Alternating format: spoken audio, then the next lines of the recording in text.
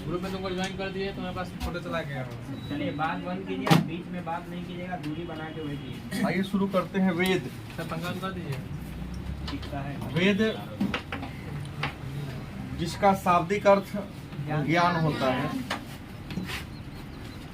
वेद का अर्थ क्या होता है? ज्ञान। वेद को प्राक संस्कृत भाषा में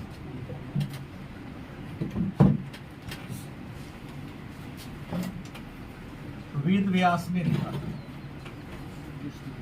वेद को प्राक संस्कृत भाषा में वेद व्यास ने लिखा। ऐसे वेद व्यास का पूरा नाम है महर्षि कृष्ण द्वैपायन वेद व्यास। इनके जन्म की कथा आप सबको पता है। महर्षि साधु संत को कहा जाता है। कृष्ण क्योंकि इनका वर्ण काला था, द्वैपायन क्योंकि इनका जन्म एक द्वीप पर हुआ था, टापू पर हुआ था, और चारों वेद के यह ज्ञाता थे, विद्वान थे, इसलिए इनकी उपाधि थी वेद व्यास। नाम कृष्ण द्वैपायन था। मेरा इसका रियल नाम क्या था? महर्षि कृष्ण द्वैपायन। क्योंकि यह चारों वेद के ज्ञाता थे, विद्वान थे, इसलिए इनका उपाधि रह गया वेद व्यास। और हम लोग संक्षेप में ही इनके नाम को हमेशा चर्चा करते हैं। तो वेद को प्राक संस्कृत भाषा में लिखा गया है।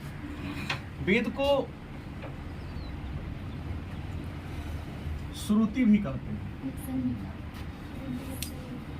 श्रुति भी कहते हैं। वेद को श्रुति इसलिए कहते हैं क्योंकि प्रारंभिक काल में विद्यालय में बच्चों को मतलब क्या कहते, मेढक की तरह टरा टरा के चिल्लाते थे लोग। रटवाया जाता था, लिखवाया उखवाया नहीं जाता था। एक पीढ़ी से दूसरी पीढ़ी की ओर रटा रटा कर याद कराया जाता था, क्योंकि लेखन कला विकसित नहीं हुई थी। तो क्लास में ही एक दिन, 2 दिन, 3 दिन करके याद करा दिया जाता था। तो सुनकर इसको वेद के बारे में लोग ज्ञान प्राप्त किया था प्रारंभ में, इसलिए इसको हम श्रुति भी कहते हैं। वेद को पेज बाय पेज जैसे बैंडिंग नहीं किया गया है। वेद को बैंडिंग नहीं किया गया है, उसका पन्ना अलग अलग रखा हुआ है। जो मूल है, मार्केट में बिकने वाले की बात मैं नहीं कर रहा हूं, इसलिए इसको संहिता भी कहते हैं। क्योंकि इसके जो पांडुलिपि थे, यत्र तत्र बिखरे पड़े थे, उसको इकट्ठा करके एक जगह वेद व्यास ने रखा, इसलिए वेद को हम संहिता भी या संकलन के नाम से भी जानते हैं। वेद है क्या? तो रियल में वेद का अर्थ तो ज्ञान होता है, लेकिन वेद जहां तक धर्म का ग्रंथ तो है, लेकिन धर्म का ग्रंथ होने के साथ साथ आर्यों के सामाजिक, आर्थिक, राजनैतिक और धार्मिक क्रियाकलाप के बारे में जानकारी दिलाने वाला एक पुस्तक है। मतलब वेद की बात कहते हैं तो वेद धर्म ग्रंथ है। धर्म ग्रंथ के साथ साथ आर्यों के सामाजिक, आर्थिक, राजनीतिक व धार्मिक क्रियाकलाप के बारे में जानकारी देने वाला क्या है, पुस्तक है। क्योंकि ऐसा नहीं कि हम केवल यह धर्म ग्रंथ है तो धर्म की बात कर लेते हैं, धर्म के साथ साथ सामाजिक, आर्थिक, उस समय जो हमारे पूर्वज थे उनके जीने का तरीका कैसा था, शासन व्यवस्था उनकी कैसी थी, किस भगवान की पूजा करते थे, राजनीतिक संरचना कैसी थी उनकी, इन सब के बारे में हम क्या करते हैं, जानकारी प्राप्त करते हैं। संसार का सबसे प्राचीन अगर कोई ग्रंथ है तो कौन है? वेद। नहीं, ऋग्वेद के सीधे वेद की बात करते हैं। संसार का सबसे जो प्राचीन पुस्तक कोई है तो वह वेद है। और आपको बता दें, वेद की संख्या की बात करें तो वेद की संख्या है 4। और 4 वेद की अगर हम बात करें तो पहला ऋग्वेद, सामवेद, यजुर्वेद और अथर्ववेद। ऊपर का जो 3 गो वेद है, ऋग्वेद, सामवेद, यजुर्वेद, यजुर्वेद को इसको वेद त्रयी कहते हैं। इसको हम वेद त्रयी में शामिल करते हैं, क्योंकि इन पुस्तकों में इसको वेद त्रयी इसी तीनों को क्यों कहते हैं? तो ऋग्वेद, सामवेद और यजुर्वेद को जब आप पढ़ेंगे तो धर्म के साथ साथ आर्यों के सामाजिक आर्थिक जीवन के बारे में जानकारी मिलती है। लेकिन अथर्ववेद में आप जाएंगे, इसमें औषधि के बारे में जानकारी मिलेगी, और औषधि के साथ साथ जादू टोना, जो रहस्य वाली कुछ बातें हैं, जादू टोना, प्रेम वशीकरण, इन सब के बारे में चर्चा है। तो विद्वानों ने इसको क्या कर दिया? छांट दिया, और ऋग्वेद, सामवेद, यजुर्वेद को क्या कह दिया? वेद त्रयी कह दिया। इन चारों वेद में ऋग्वेद सबसे प्राचीन है। सबसे प्राचीन कौन है? ऋग्वेद है, क्योंकि कल की क्लास में हम लोगों ने जाना था कि ऋग्वेद का संकलन लगभग आज से 3500 वर्ष पहले, मतलब 3500 साल पहले ऋग्वैदिक काल में हुआ। ईसा मसीह के जन्म के 1500 ईसा पूर्व से 1000 ईसा पूर्व के आसपास हुआ। बाकी जो 3 वेद है, सामवेद, यजुर्वेद, अथर्ववेद, इन तीनों का संकलन उत्तर वैदिक काल में अर्थात 1000 ईसा पूर्व से 600 ईसा पूर्व के आसपास किया गया। तो ये तीनों नया है, लेकिन जो ऋग्वेद है वह सबसे क्या है? प्राचीन वेद है, पुराना वेद है। अगर हम ऋग्वेद की केवल चर्चा कर ले, सबसे पहले अगर हम आते हैं किस पर? अगर हम ऋग्वेद की बात कर ले कि ऋग्वेद में क्या है, तो सबसे पहली बात कर ले कि ऋग्वेद सबसे प्राचीन वेद। ऋग्वेद सबसे प्राचीन है। ऋग्वेद को हम ज्ञान कांड भी कहते हैं। ऋग्वेद को हम ज्ञान कांड के नाम से भी जानते हैं। और जैसा कि आप सभी जानते हैं, ऋग्वेद में 10 मंडल है,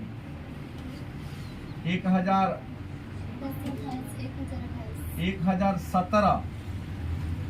यदि ऑप्शन में 17 न रहे तो हम तो प्रमाणित हो गया है। 1028 सूक्त है। और मंत्र की बात करते हैं कि ऋग्वेद में कितने मंत्र हैं? 10,462। हमने लगभग कह दिया 10,500 के आसपास इसमें क्या है? मंत्र। सूक्त मतलब देवताओं की स्तुति के लिए जो हम प्रार्थना करते हैं उसी को हम सूक्त करते हैं। पूजा पाठ के समय जो प्रार्थना करते हैं ना, जैसे आप लोग नमाज पढ़ते हैं तो नमाज का एक मंत्र है, हमें भी याद है क्योंकि मैं पढ़ाता हूँ इसलिए मुझे याद है।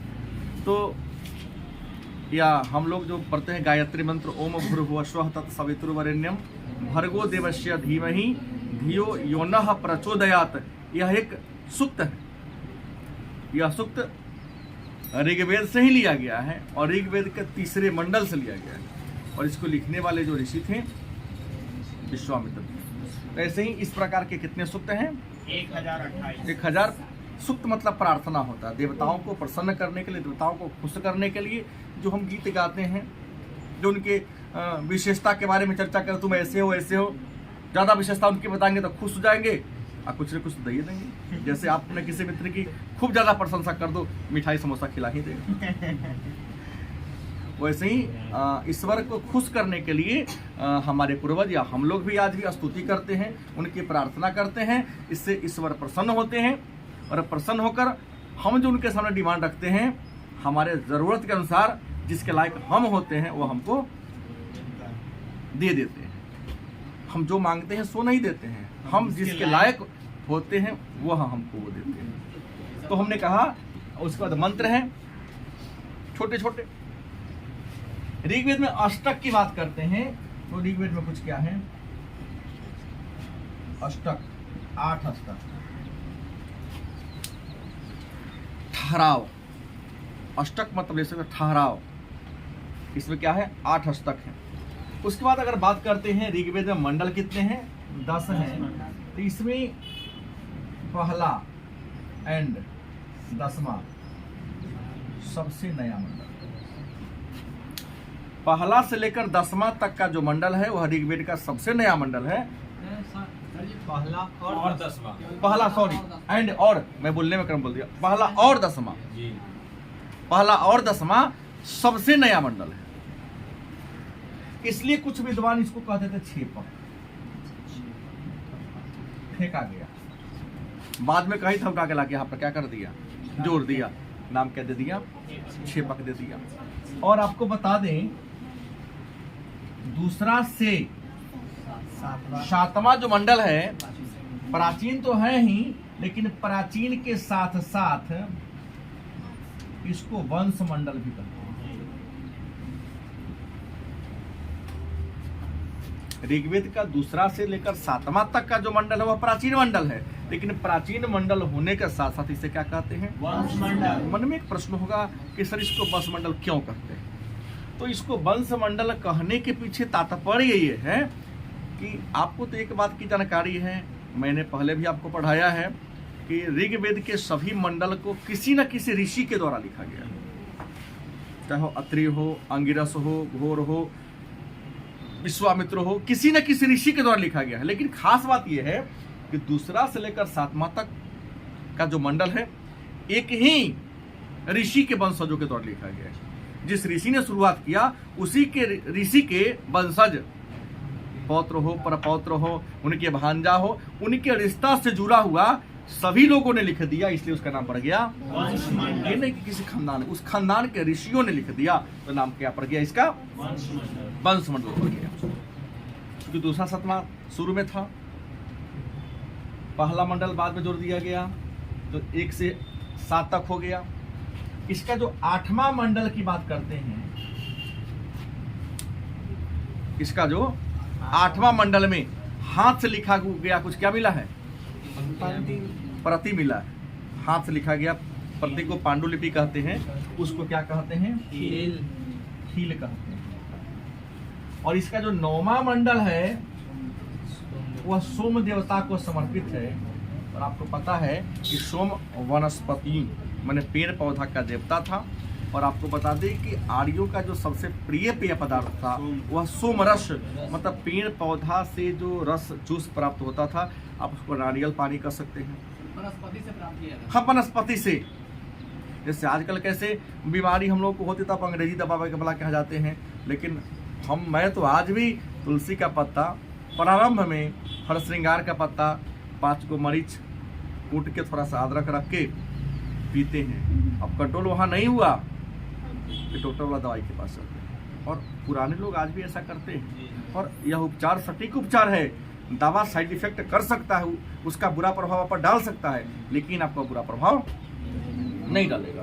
तो सोम है, सोम देवता को समर्पित है। और इसका 10वां मंडल पहले ही बता दें कि बाद में जोड़ा गया। लेकिन 10वां मंडल की विशेषता है कि 10वां मंडल में एक पुरुष सूक्त है। कौन सूक्त है? पुरुष सूक्त। और इस पुरुष सूक्त में पहली बार एक शब्द का उल्लेख आया है, वह है शूद्र। हालांकि पूरे ऋग्वेद को पढ़ेंगे तो पूरे ऋग्वेद में शूद्र का उल्लेख आपको एक बार ही मिलेगा। गंगा का उल्लेख एक बार, यमुना का उल्लेख 3 बार, हिमालय का चर्चा एक बार आया जिसको मुजवंत कहा गया है। हिमालय के लिए ऋग्वेद में किस शब्द का उल्लेख किया गया है? मुजवंत का प्रयोग किया गया है। तो शूद्र का उल्लेख एक बार आया है और वह भी आया है ऋग्वेद के 10वां मंडल के कौन सूक्त में?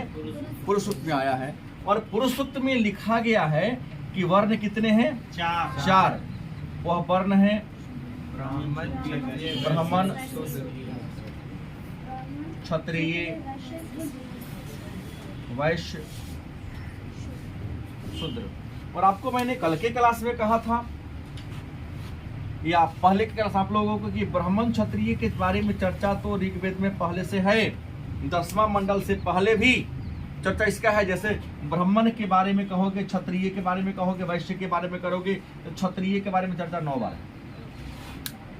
अगर ऋग्वेद का कहीं ना कहीं आप अध्ययन करते हैं तो आपको मिलेगा क्षत्रिय शब्द आया है कई बार? 9 बार आया। जैसे मैंने कहा गंगा एक बार, यमुना कहा 3 बार, कहा ना। शूद्र का उल्लेख एक बार आया, वैसे ही क्षत्रिय शब्द 9 बार आया है और शूद्र का आया है 1 बार। तो 3 वर्ण तो पहले से था ही, लेकिन चौथा वर्ण शूद्र का उल्लेख सबसे पहले ऋग्वेद के 10वां मंडल के पुरुष सूक्त में आया है। और पुरुष सूक्त में इस बात का उल्लेख है कि ब्राह्मण की उत्पत्ति ब्रह्मा के मुख से कहाँ से? ब्रह्मा या आदि पुरुष के मुख से हुई है। काम क्या था? तो ज्ञान देना, पढ़ाना लिखाना। क्षत्रिय की उत्पत्ति ब्रह्मा के बाहों से हुई है, और बाह ताकत का प्रतीक है।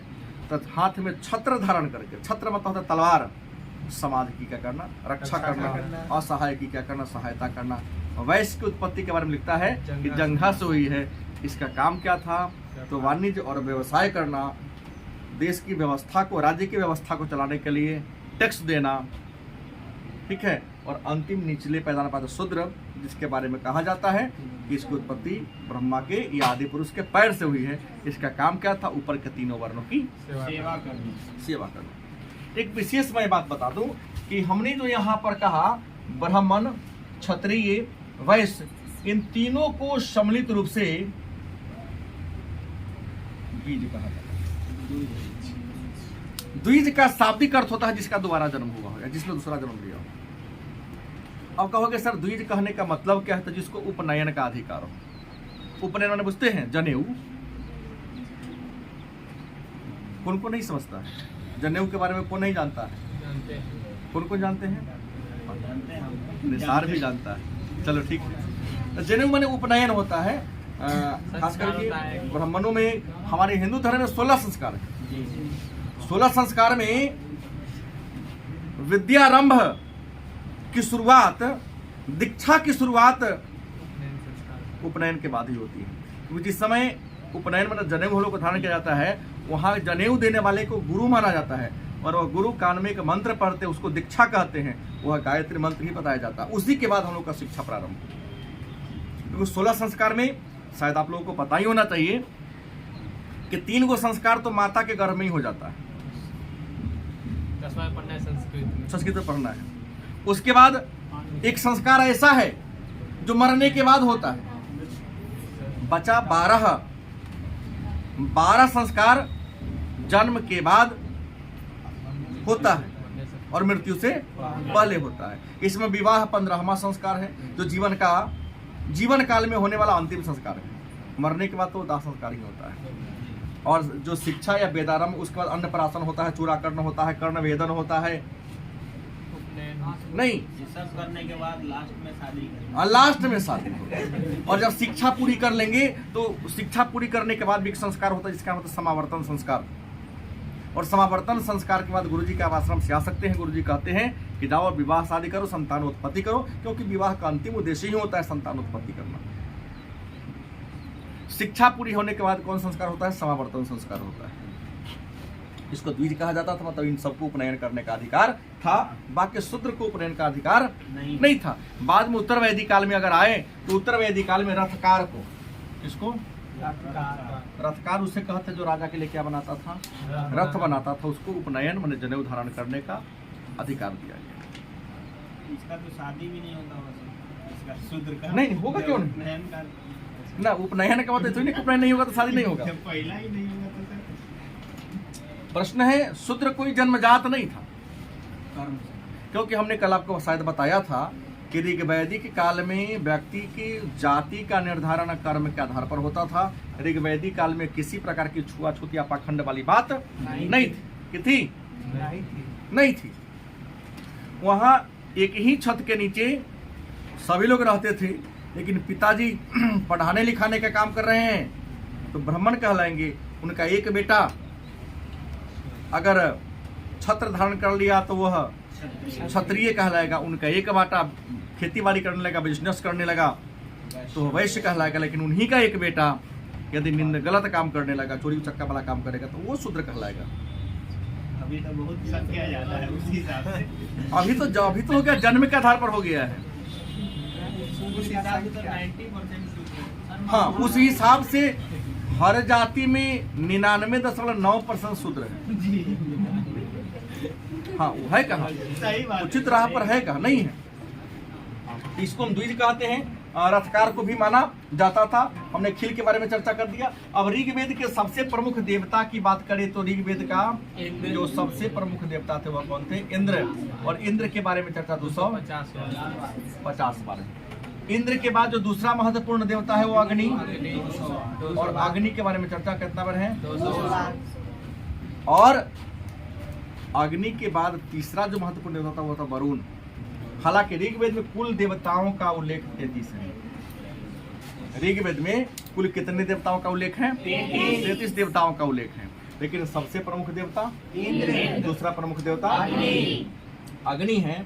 और आपको बता दें, इंद्र को पुरंदर कहा जाता है और पुरंदर का मतलब होता है किला को तोड़ने वाला। और ऋग्वैदिक काल में आर्य लोग इंद्र की पूजा युद्ध में विजय प्राप्त करने के लिए, युद्ध में सफलता हासिल करने के लिए पूजा करते थे। और अग्नि के वर्षा के लिए भी कहा जाता था। आंधी तूफान के तो मरुत था, अलग अलग देवता थे। तो पहले तो चारों वेद के बारे में चर्चा करेंगे, फिर इसका अलग से सामाजिक, आर्थिक, राजनीतिक जीवन पर चर्चा बाद में होगी। टॉपिक थोड़ा सा विस्तार से पढ़ेंगे तो बड़ा आपको मिलेगा। तो हमने कहा कि इंद्र को पुरंदर, पुरंदर का मतलब किला को तोड़ने वाला, युद्ध में विजय हासिल करने के लिए, खेती बाड़ी में पैदावार क्या हो, अच्छा हो, तो वहाँ के लिए भी इसकी पूजा होती थी। अग्नि दूसरा महत्वपूर्ण देवता था जिसके बारे में चर्चा 200 बार है। और आपको बता दें कि अग्नि ऐसा देवता था जिसके बारे में कहा जाता था कि यह मानव और देवताओं के बीच जोड़ने वाला क्या था? कड़ी था। अब कहो कि भाई अग्नि को इंसान और देवताओं के बीच कड़ी क्यों माना गया? मरने के बाद नहीं, क्योंकि जब हम यज्ञ करते, पूजा पाठ करते थे, तो पूजा पाठ करने के बाद अग्नि में आहुति देते थे, हवन देते थे, आहुति। उस आहुति के बाद धुआं कहा जाता था ऊपर जाता था, और यज्ञ के बाद मानव के मन में सोचा गया कार्य शायद पूरा हो जाता था। लोगों ने कह दिया जो हम हवन के माध्यम से मंत्रोच्चारण कर रखते हैं ऊपर जाता है, देवता को हमारा संदेश क्या करता होगा? पहुंचाता होगा। उसके बाद हमारी इच्छाएं या हमारी मनोकामनाएं या कामनाएं पूरी होती होगी। तो अग्नि को ईश्वर और मानव के बीच जोड़ने वाला क्या कहा गया? कड़ी कहा गया। तो हमने आगे की चर्चा करें कि ऋग्वेद जिसको ज्ञान कांड कहते हैं, यह ऋग्वेद में अनेक सारे मंत्र हैं। और यज्ञ के समय, पूजा पाठ के समय ऋग्वेद के मंत्र को गाने वाले जो पुरोहित होते हैं उन्हें होत्री या आसान भाषा में होता के नाम से जानते हैं, होत्री या होता के नाम से जानते हैं। आपको बता दें ऋग्वेद के शाखा की बात करें, ऋग्वेद एक बहुत बड़ा पुस्तक है। ऋग्वेद को शाखा की बात करें तो ऋग्वेद को 5 भागों में क्या कर दिया गया? बात। ऋग्वेद की कितनी शाखा है? 5 शाखा है। पहला का नाम है शाकल, दूसरा का नाम है वाशकल, तीसरा है अश्वलायन, चौथा है शंखायन, और 5वां है मांडू। ये ऋग्वेद की कितनी शाखाएं हैं? 5 अलग अलग शाखाएं हैं, मैंने भाग जो ऋग्वेद से ही जुड़ा हुआ है। जैसे उसको नहीं होता चैप्टर बांट दिया गया है, अलग अलग बातों में अलग अलग विषयों की चर्चा है। इसके बाद ऋग्वेद में एक शब्द आया है पंचजन्य। 5 कबीला के समूह को पंचजन्य कहा जाता है। ऋग्वेद में सभी मंडल अलग अलग ऋषियों ने लिखा है, लेकिन ऋग्वेद के 2 ऋषि फेमस है। एक है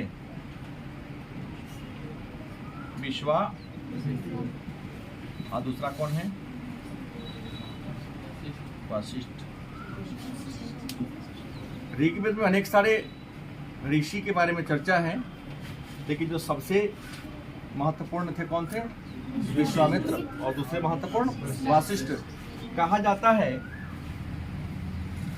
कि ऋग्वैदिक जो समाज था कबीलाई समाज था, और हमेशा एक कबीला का दूसरे कबीला के साथ द्वंद्व चलता था, लड़ाई झगड़ा चलता था, विवाद होता था। तो हर कबीला का एक नेता होता था जिसे राजन कहा जाता था।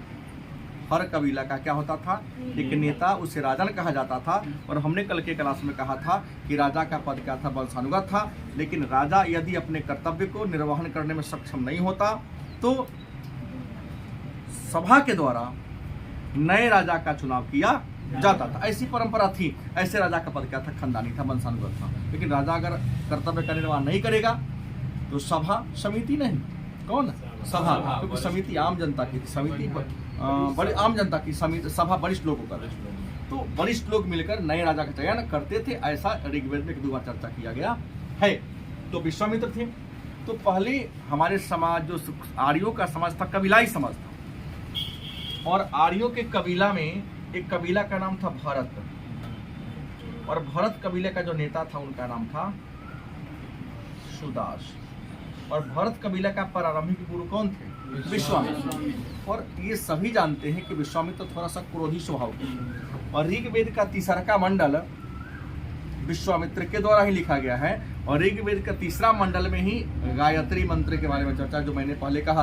और गायत्री मंत्र सूर्य या सविता को समर्पित है, सूर्य या सविता को समर्पित है। सूर्य न ले रहे तो ऑप्शन तो सविता आप दे सकते हैं। तो गायत्री मंत्र विश्वामित्र के द्वारा लिखा गया है, और गायत्री मंत्र का चर्चा ऋग्वेद के 3रा मंडल में। तो विश्वामित्र भरत कबीले का क्या थे? गुरु थे। उससे तो 4 लाइन यहाँ ज्यादा होगा। विश्वामित्र भरत कबीला का क्या थे? गुरु थे, लेकिन क्रोधी स्वभाव थे, और अपने क्रोधी स्वभाव के कारण कई बार राजा को समिति में भी कुछ खड़ी खड़ी सुना देते, कई बार सभा में भी। बुढ़े से मैं तो कई बार ही कोई नया नया लड़का आता है परिसर में चढ़ गया तो चढ़ गया, लेकिन वो बाद में लौट के आता है। सर एक क्वेश्चन है, सर अथर्ववेद में सभा समिति को प्रजापति को दूसरे क्यों कहा है? ठीक है, आपके प्रश्न का उत्तर दे रहा हूँ, बाद में इधर की बात होगी। इन्होंने प्रश्न किया कि अथर्ववेद में सभा और समिति को प्रजापति की 2 पुत्री क्यों कहा गया है? पुत्री मतलब बेटी, पुत्री का मतलब क्या होता है? बेटी, जो पिता के हर कार्य में क्या करे? सहयोग करे, सपोर्ट करे। क्या उनके मान सम्मान के? बेटी स्वाभिमान होते हैं पिता के लिए। बेटा अगर अभिमान बढ़ जाए, 2 गो बेटा हमारा कुछ करेगा तो ये करेंगे, और बेटी स्वाभिमान मान मर्यादा की उसी के हाथ होती है।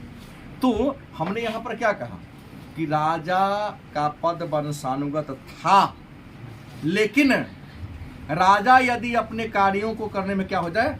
असक्षम हो जाए, राजा अपने कार्यों करने में क्या हो? सक्षम हो, लायक ना हो, तो सभा और समिति क्या होता था? मीटिंग होता था। क्या होता था? मीटिंग होता था, बैठक बुलाया जाता था, बैठक में तय होता था।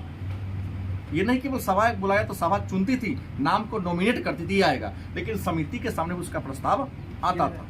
क्योंकि राजा पर नियंत्रण करने के लिए ये दोनों संस्था बनी थी। क्या कई बार पिताजी गलती करते हैं तो आप नियंत्रण नहीं करते हैं कुछ गड़बड़ी, गाड़ी के पीछे लिखा रहता पापा तुम कब आओगे, मतलब कंट्रोल शब्द है वो। संतान भी तर्क को आप हटा नहीं सकते हैं, पुत्री भी पिता के लिए कंट्रोल करने के समान है, क्योंकि वह उनकी दायित्व होता है, उनको उनका निर्वहन, उनके भविष्य को देखना पड़ता है। तो ऐसे ही सभा और समिति राजा के असक्षम होने पर नए राजा के चुनाव में क्या भाग लेती थी, इसलिए अथर्ववेद में कह दिया। हालांकि अथर्ववेद में सभा के नरिष्ठा शब्द भी आया है, शायद आप नहीं पर इसलिए प्रश्न नहीं कर, नरिष्ठा भी आया, तो मैं चर्चा को इसके बारे में कल करूंगा। अभी 4 वेद के बारे में हमारी क्या होगी? चर्चा होगी। बाकी ऋग्वैदिक काल में सामाजिक आर्थिक जीवन, उत्तरवैदिक काल में सामाजिक आर्थिक जीवन क्या थी, चर्चा कल की क्लास में। तो हम कहाँ पर थे? पंचजन्य भरत कबीला के गुरु कौन थे? विश्वामित्र। थोड़ा उग्र स्वभाव के थे, क्रोधी स्वभाव के थे, उखड़ जाते थे। तो भरत ने क्या किया, भरत कबीला का राजा सुदास ने क्या किया कि विश्वामित्र को गुरु के पद पर से और इनके जगह पर किसको लाया? वशिष्ठ जी को लाया। और वशिष्ठ जी इक्ष्वाकु वंश के भी गुरु थे, श्री राम जी के भी राजगुरु यही थे, वशिष्ठ मुनि। तो वशिष्ठ मुनि के गुरु के पद पर बैठा दिया। इस बात का इनको थोड़ा विश्वामित्र को क्या हो गया?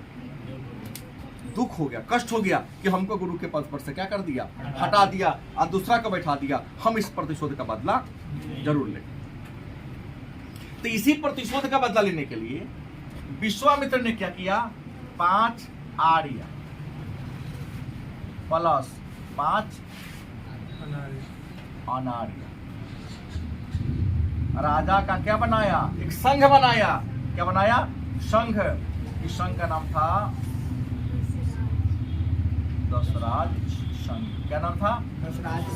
दशराज संघ का गठन किसने किया? विश्वामित्र ने किया। इस 10 राजा में 5 को आर्य राजा थे और 5 वो अनार्य। अब कहोगे सर अनार्य किसे कहते हैं? जो आर्य नहीं थे, आप शुरू में जो आर्य आ गया था बाहर से, उसी को इस बाद में जाए उसको अनार्य कह दिया। ओका वैल्यू कम देता था। जो बाद में हम लोग तो आर्य हैं, लेकिन हमसे जो पहले आ गए उसके लिए अनार्य शब्द का प्रयोग किया है इन लोगों ने। इन 10 राजाओं में सबसे मेन था कौन? पुरु। कौन था? पुरु संघ सबसे हेड था। इस 10 राजाओं के संघ के सहयोग से विश्वामित्र रावी, कौन नदी? रावी का नाम क्या है? पारुष्णी। हाँ, पारुष्णी नदी के किनारे घमासान युद्ध हुआ। एक तरफ से कई गो राजा? 10 राजा। इस 10 का नेतृत्व तो पुरु संघ के राजा कर रहा था, और एक तरफ एक ही राजा था। कौन? सुदास। कौन था? कबीला का नाम क्या था? भरत। रावी या पारुष्णी नदी के किनारे घमासान युद्ध हुआ, लेकिन इस युद्ध में 10 राज संघ हार गया और भरत कबीला क्या हो गया? जीत गया। क्योंकि भरत कबीला यहाँ पर जीत जाता है, इसी भरत कबीला के नाम पर हमारे देश का नाम क्या पड़ गया? भारत पड़ गया। बाकी भारत को हम आर्यावर्त कहते हैं, क्योंकि यह आर्यों की भूमि है। क्या हिंदुस्तान नाम मुसलमान या तुर्कों ने दिया, क्योंकि आपको पता है कि जो अरबों का डिक्शनरी है वो लोग स को ह पढ़ता है। तो सिंधु नदी को क्या कहता है? हिंदू नदी कहता है। तो सिंधु को हिंदू कहा, तो हिंदू से क्या बन गया? सिंधु नदी के पूरब या हिंदू नदी के पूरब वाले भूमि को क्या कहते हैं इन लोगों ने? हिंदुस्तान कह दिया। ऐसे आर्यावर्त के बारे में प्रिंस के मन थोड़ा सा फड़फड़ा रहा है, कहेगा सर उत्तर भारत को ही आर्यावर्त कहेंगे। तुम्हारे बात को मैं काटूंगा नहीं। उत्तर आर्य शब्द का प्रयोग श्रेष्ठ लोगों किया गया है, और आर्य उसे कहते जो संस्कृत बोलता है। ये नहीं कहोगे? दक्षिणी भारत वो अलग बात है। भारत का अभी भी एक गांव है मापुर, इसी को मुत्तुरपुर भी कहते हैं, कर्नाटक, जहां पूरे लोग आज भी संस्कृत बोलते हैं। कई बार रेलवे में पूछा गया प्रश्न है, मुत्तुरपुर कहिए, उसको भी पहले मापुर ही कहा जाता था, जहां पर पूरा संस्कृत लोग आज भी बोलते हैं। और हमारे जो कल्चर है, जो भी कहे हैं कि हम संस्कृत को बढ़ावा देने का प्रयास करेंगे। आज हमारे भारत की परंपराओं को ह्रास हो रहा है, इसके पीछे अपनी पूरी संस्कृति को भूल गए। आज लोगों में जो चरित्रहीनता, नैतिकता का अभाव मिलने को मिल रहा है, उचित शिक्षा न मिलने के कारण। आज पढ़ लिख के इंजीनियर, कलेक्टर तो बन जा रहा है, आकाश से पहुंच जा रहा है, लेकिन नैतिकता नाम का चीज़ें उसके अंदर नहीं आ रहा। हर मुद्दे पर आई। तो हमने कहा तुर्कों ने इसको हिंदुस्तान नाम दिया, यूनानी आया तो क्या नाम दे दिया? इंडिया नाम दे दिया। ये 4 नाम भारत का प्रसिद्ध है। बाकी सप्त सैंधव, जम्बूद्वीप धर्म ग्रंथों में इस शब्द का भी भारत के लिए प्रयोग किया जाता है। तो ये ऋग्वेद के बारे में हमने क्या किया? चर्चा आपको किया। ऋग्वेद के बाद सामवेद के बारे में चर्चा करते हैं।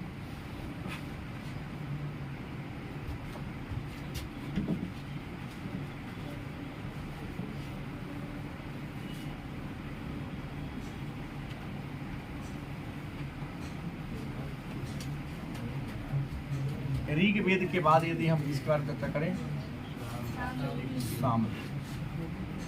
तो सामवेद 2 शब्दों के मिलने से बना है, साम प्लस वेद। साम का मतलब होता है ज्ञान और वेद माने ज्ञान। साम का मतलब होता है ज्ञान और वेद का मतलब क्या होता है? ज्ञान। मतलब वह वेद जिसमें गीत संगीत के बारे में, या वह वेद जो गाने के योग्य हो, वह वेद जो गाने के योग्य हो, या जिसे गाया जा सके उसे गान कहते हैं। जिसे गाया जा सके। सामवेद, साम का मतलब क्या होता है? गान। वेद का मतलब क्या होता है? ज्ञान। तो जिस वेद से हमें संगीत के बारे में, गीत के बारे में, या जो वेद गाने के लायक हो, गाने के योग्य हो, उस वेद को क्या कहते हैं? सामवेद कहते हैं। सामवेद के बारे में कहा जाता है कि सामवेद में जितने भी मंत्र हैं, उसमें कितना मंत्र को छोड़कर 75 मंत्र को छोड़कर इसके सारे वेद, सारे मंत्र ऋग्वेद से ही दिए गए। मतलब साम वेद का सारा मंत्र कहाँ से लिया गया है? लेकिन केवल 75 को ऐसा है जो नया है, बाकी सब कहाँ से लिया गया है? हाँ, सामवेद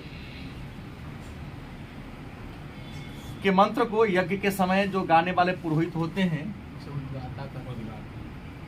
उद्गाता करते हैं। सामवेद के मंत्र को यज्ञ के समय, पूजा पाठ के समय जो पुरोहित गाते हैं, जो पंडित जी, जैसे बड़ा बड़ा यज्ञ होगा तो सामवेद का पाठ ये पंडित जी कर रहे हैं, ऋग्वेद का पाठ वो पंडित जी कर रहे हैं, तो सामवेद के पाठ करने वाले पुरोहित को उद्गाता कहते हैं। जैसे ऋग्वेद का सबसे प्रधान देवता इंद्र थे, वैसे ही सामवेद का प्रमुख देवता सविता या सूर्य, सविता या सूर्य सामवेद के प्रमुख क्या है? देवता है। चूंकि सामवेद को गाया जाता है, इसमें लय और ताल का समावेश कर दिया गया है, तो हम कह सकते हैं कि सामवेद को सविता सूर्य का ही पर्यायवाची किया जाता है। तो प्रश्न है, सामवेद को किसमें लिखा गया है? पद में लिखा गया है। गद मतलब होता है कहानी, गद माने क्या होता है? कहानी, और पद माने आपको बताया हूँ कविता होता है। साहित्य की दो विधा होती है, एक गद और एक पद। तो हम यहाँ ये पद का मतलब ही होता है गीत, कविता या गाने, गेरू। कुछ विद्वान कहते हैं सामवेद ऋग्वेद का क्या है? ऋग्वेद के गाने योग्य रूप को ही क्या कहते हैं? सामवेद के नाम से जानते हैं। सामवेद की अगर हम शाखा की बात करें तो सामवेद के शाखा कितनी है? तो ऋग्वेद की तो 5 शाखा थी, लेकिन सामवेद की 3 शाखाएं हैं। और सामवेद की 3 शाखा है, एक का नाम है यूथ, दूसरे का नाम है जमायनीय, तीसरा रानायनीय। सामवेद की 3 मूल शाखाएं हैं, ऋग्वेद की 5 शाखाएं हैं। और यहाँ पर ऋचा की बात करें, ऋचा माने होता है मंत्र। सामवेद में कितनी ऋचाएं हैं? सामवेद में कितने मंत्र हैं? तो 1549 ऋचाएं। और हमने पहले कह दिया कि 75 ऋचा को छोड़कर इसके जितने भी ऋचा हैं सब कहाँ से लिया गया है? ऋग्वेद से लिया गया। तो सामवेद में ज़्यादा बात नहीं है, क्योंकि सारा बात तो ऋग्वेद में ही देखने को मिलता है, क्योंकि ऋग्वेद का ही गाने लायक सामवेद है। और कल भी हमने चर्चा कर दिया था कि हर वेद का अपना एक उपवेद होता है। भारतीय संगीत में जाना, हाँ, एक लाइन इसमें आ सकते हैं कि संगीत है तो भारतीय संगीत शास्त्र का जनक सामवेद को क्या किया जाता है? कहा जाता है। अब सामवेद के बाद हम आते हैं यजुर्वेद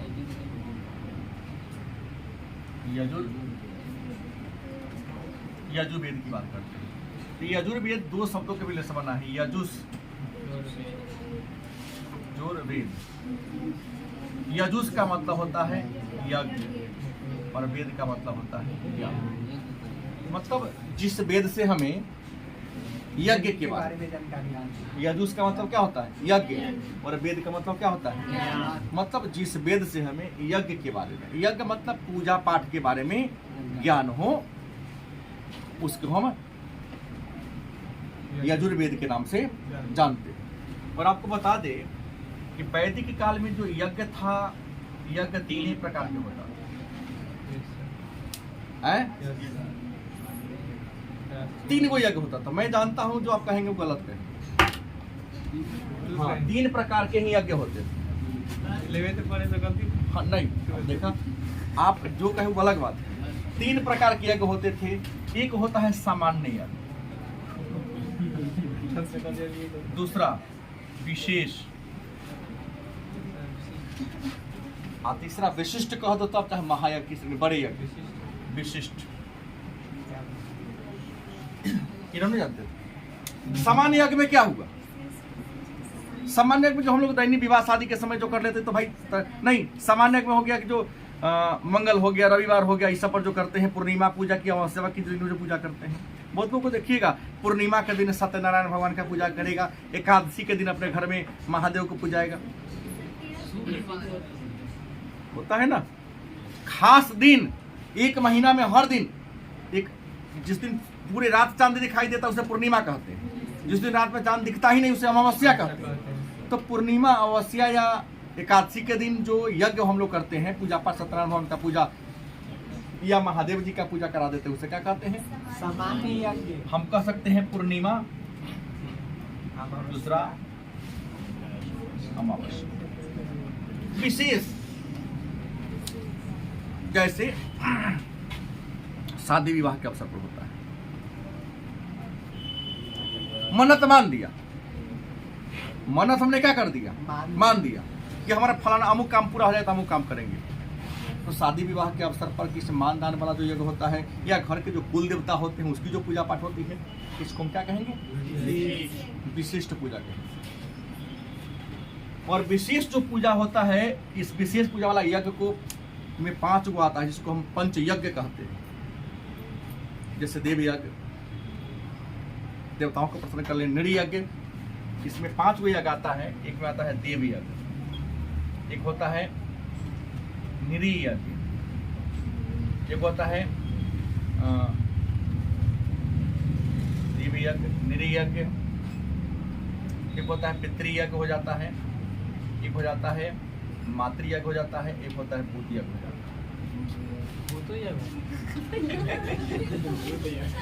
देव यज्ञ में देवताओं को खुश करने के लिए कि हम तब आगे बढ़ेंगे। देखिएगा बहुत लोग के यहाँ जाएंगे, डॉक्टर बीमारी को ठीक नहीं कर पाता है तो हम किसी ऋषि के पास जाते हैं, ज्योतिषी के पास जाते हैं, या किसी मौलवी के पास जाते हैं। वो कहता है कि आपके घर का कुल देवता प्रसन्न नहीं है, आप यहाँ वहाँ भटकते जा रहे हैं, काशी मक्का जाने की कोई ज़रूरत नहीं है। आपका जो निजी घर का कुल देवता होता है उसको प्रसन्न करके रखो। तो उसको प्रसन्न करने के लिए करेंगे उसे देव यज्ञ। और नृ यज्ञ, पितृ, जो हमारे पितर मर गए, दादा परदादा जो मर गए, अगर वो अभी आप पर ना खुश हो जाएंगे तो आपकी स्थिति ठीक ठाक, उनको खुश करने के लिए जो यज्ञ होता है उसे हम नृ यज्ञ कहते हैं। पितृयज्ञ, हर इंसान के ऊपर 3-4 प्रकार का ऋण होता है, जिसको त्रिऋण कहते हैं, मातृयज्ञ, पितृयज्ञ और ऋषि ऋण। तो पितृयज्ञ में क्या होता है, भाई तू बड़ा पैदा हो गया, तब भूमि तो खेती बाड़ी को क्या करो, जो तुम उससे तुम वो पितृ तुम्हारे प्रसन्न होंगे। विवाह शादी कर लिए, संतान को ये कर लिए, तुम्हारी माता जी तुम पर प्रसन्न रहेगी, वो भी एक प्रकार का यज्ञ ही है। और भूत यज्ञ जो सभी दिशाओं को अपने बस में करने के लिए, तो ये विशेष है नहीं, सभी दिशाओं को जो सब जो अपर प्रसन्न रहे, समाज में सब पर खुश रहे। तो विशेष 5 प्रकार के यज्ञ क्या होते थे, चलते थे उस समय। और विशिष्ट यज्ञ जो हम लोग के बस की क्या थी, बाहर थी। विशिष्ट यज्ञ में होता था राजसूय यज्ञ, वाजपेयी यज्ञ, ये विशिष्ट यज्ञ था जो साधारण इंसान नहीं करता था। राजा महाराजा बड़े बड़े यज्ञ होते थे। अब राजसूय यज्ञ आपको बता दिया हूं कि यह यज्ञ 2 वर्षों तक चलता था। कितने वर्ष तक चलता था? 2 वर्षों तक चलता था। इसमें यह यज्ञ तब होता था कि जब कोई व्यक्ति राजा के सिंहासन पर आसीन होता। कहा जाता है कि राजा के सिंहासन पर बैठता तो मंत्रोच्चारण के द्वारा उस व्यक्ति में दैवी शक्ति का समावेश कराया जाता था। एक सोने का घड़ा बनता था, सोने का घड़ा, उसमें 100 छेद किया जाता था। कितना छेद? और 17 प्रकार के नदी के जल से उस व्यक्ति को उस घड़ा के माध्यम से स्नान कराया जाता था।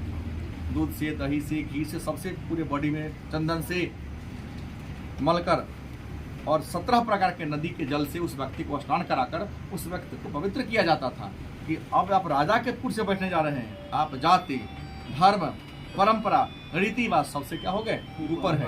आपका कोई बेटा नहीं है, कोई बेटी नहीं है, पूरे राज्य के प्रजा आपके संतान के क्या है, समान है। आपको सबको एक दृष्टिकोण से क्या करना पड़ेगा, देखना पड़ेगा। तो राजा बनते था, 2 साल चलता था। और यज्ञ होने के बाद जो राजा बनता था अपने रत्नी के घर जाता था। रत्नी माने बड़े बड़े पदाधिकारी के घर जाता था और उनसे कुछ मांगता था और सब साथ बैठकर खाता था। इससे होता था कि सब उसको हर काम में क्या करेगा, सपोर्ट करेगा। मेरा नेता आजकल लगता है चुनाव के समय फलनवा किया खाएंगे और बिहान फलनवा किया खाएंगे। इससे क्या होता है, अपना पॉपुलरिटी बढ़ा रहा है। तो यहाँ इस यज्ञ में भी राजा अपना पॉपुलरिटी बढ़ाते थे। वहीं से सीखा है। वही से सीखा है। हमारे केजरीवाल तो होशियार निकला कि 20 हजार का थाली बना दिया, खाइयो लिया, पैसों कमा लिया। ऐसा तो सब करे।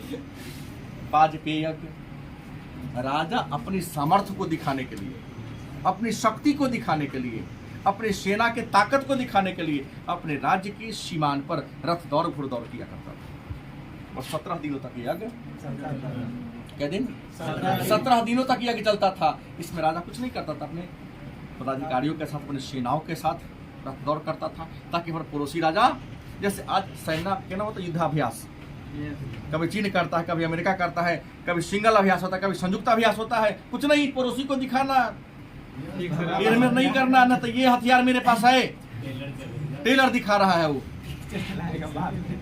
बदमाशी करोगे तो पिक्चर चलेगा। तो वो पिक्चर दिखाने वाला यज्ञ को हम वाजपेयी यज्ञ कहते हैं। 17 दिनों तक यज्ञ चलता था और अंत में अश्वमेध यज्ञ होता था। यह 3 दिन चलता था। राजा इसमें घोड़ा की पूजा करता था और पूजा करने के बाद आधा बात बताया हूँ, उससे बाद आगे बता रहा हूँ। 3 दिन तक जहाँ तक घूम जाता था, सारा जमीन उसका हो जाता था। यदि किसी ने रोका नहीं तो ठीक है, ठीक बात है, घोड़ा लौट के आएगा तो घोड़ा की बलि दी जाएगी, हत्या होगी और उसके मांस को लोग खाता है। पुष्यमित्र शुंग की घोड़ा को यवनों ने रोका था। किसने रोका था? यवनों ने सिंध के किनारे रोक दिया था, मुझे पता है।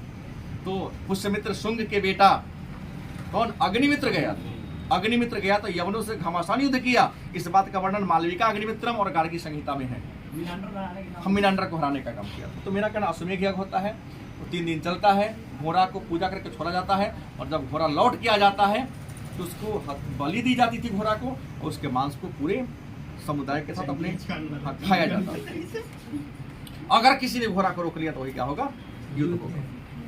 और यजुर्वेद, इसके जो उपवेद है बताइए, तो शिल्प वेद होता है। उस भवन के बनाने की कला के बारे में चर्चा। इसके बाद है यज्ञ के विधि का, पूजा पाठ कौन पूजा कौन विधि से होगा, उस सारा के बारे में चर्चा इसी वेद में है। जो वेदी बनता चावल रंग के, लाल पीला चावल रंग के जो बनता है ना, झंडा गाड़ के, उस सारा वेदी को बनाने के तौर तरीका के बारे में, भवन के बनाने के तौर तरीका, पूरे वास्तुशास्त्र जो घर बनता है, उन सारे वेदियों का मंत्र चर्चा इसी यजुर्वेद में है। और यजुर्वेद ऐसा है जिसको दोनों में लिखा गया है, दोनों में। और जो किताब गद और पद में लिखा जाता है उसको हम चंपू का। ऋग्वेद को किसमें लिखा गया? वहाँ केवल मंत्रों का संकलन। ऋग्वेद अगर कहा जाए तो एक लाइन और लिख सकता हूँ मैं यहाँ, यह मंत्रों का संकलन। आखिर कोई ने गद पद में से तो कोई एक है ही। लेकिन अगर गद पद दोनों की बात होगी तो ना वो गद होगा, वो सीधे मंत्र है। एक लाइन का मंत्र है तो क्या कह दे कहानी, कविता कैसे कर? हमने क्या कहा? केवल मंत्र है। अब मंत्र ना गद होता है ना पद होता है। ऑलरेडी वहाँ सुक्त कह दिया गया। हाँ, तो यहाँ गद और पद दोनों में लिखा गया है। और गद और पद में लिखे गए काव्य को क्या कहते हैं? तो यजुर्वेद चंपू काव्य की श्रेणी में आ सकता है। और यज्ञ के समय, पूजा पाठ के समय यजुर्वेद के मंत्र को गाने वाले जो पुरोहित थे उन्हें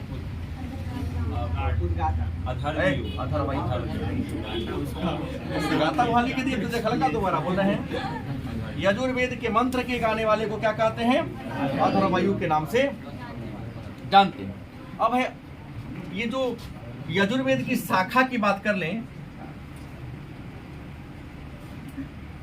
यजुर्वेद की शाखा की बात कर ले तो यजुर्वेद की 2 शाखा। कितनी शाखा है? एक का नाम है पीपलाद, और दूसरे का नाम क्या है? पीपलाद और शौनक यजुर्वेद की क्या है? 2 शाखा। और जो अंतिम आता है उसका नाम है अथर्ववेद। आपको तो पता है कि इसको अथर्वा ऋषि ने क्या किया है? लिखा है। अथर्ववेद किसने लिखा? अथर्वा ऋषि ने लिखा। और वेद है, लेकिन जैसे अन्य वेदों में धर्म और सामाजिक आर्थिक जीवन के बारे में चर्चा है, वहाँ इसमें नहीं है। इसमें कुछ मानव जीवन में जो समस्याएं आती हैं, भूत प्रेत, इन सब की, इन्हीं समस्याओं के समाधान करने योग्य बातों के बारे में चर्चा है। इसमें तंत्र मंत्र, प्रेम वशीकरण जैसी बातों के बारे में और औषधि के बारे में, कौन सी बीमारी होगी तो किस वनस्पति के पत्ता से या उसके रस को पिलाकर ठीक किया जा सकता है। इन सारी बातों का चर्चा किसमें है? अथर्ववेद में। सर यह वेद कन्या के जन्म का निंदा करता है। नहीं, यही नहीं, कई गो वेद हैं। यही तब- इसमें देखिए